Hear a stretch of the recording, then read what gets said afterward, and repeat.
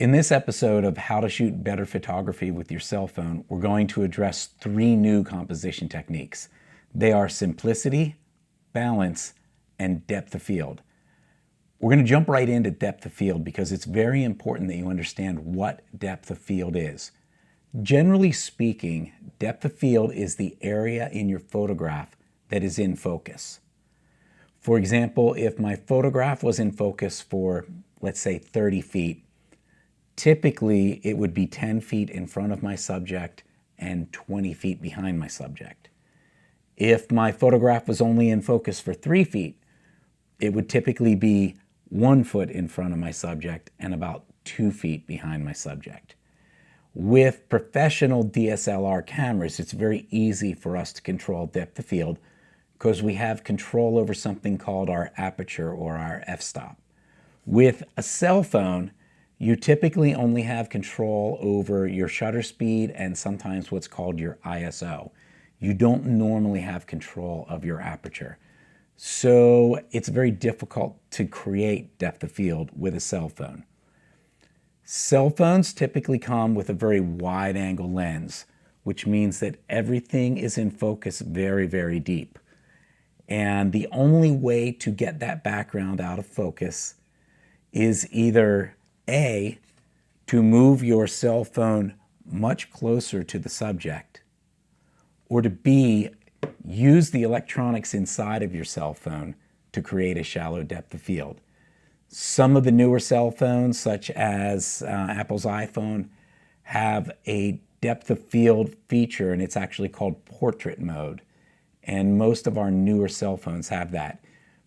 If your cell phone has at least 2 lenses built into it, what it would do is it would focus with one lens and create the blurred background with the secondary lens. We're going to pretend that we don't really have that option and that you would really have to get very close to your subject to blur the background. So if you're farther away from your subject and everything is in focus, get closer to your subject. Don't zoom in, but actually get closer to your subject and shoot the photography in hopes of blurring the background. I'm going to give you a couple examples of depth of field. The first one is just a simple diagram about what I just discussed. We have the camera, we have our subject, and we have our background. And how much of that area that is in focus is the depth of field.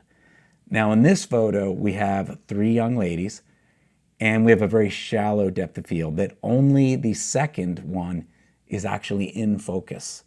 That effect would require you to use your portrait mode on your cell phone. Now the photo of the flowers here is just simply getting close to the flower, shooting the flower, and the background becomes blurred.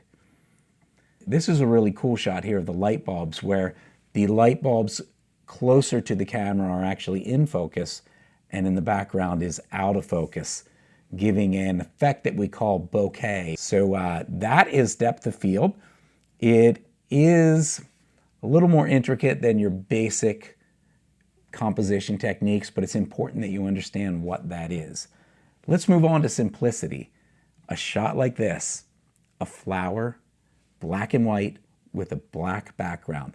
Very simple, has very strong impact. Sometimes simple is better. It's always great to add color to your photographs. Here's a very simple but brilliant pink flower just laying on the sidewalk. It creates a very simplistic photo with some dynamic color. Now here's a subject that has a lot more dynamics in the color, but the background is just a very simple green. So very simplistic photos. A lot of times simple is better, and all it takes is moving yourself or your angle that you're shooting. Balance is the next technique we're going to talk about. Balance is everywhere. It's everywhere in nature, it's everywhere in architecture, and sometimes you just have to look for it.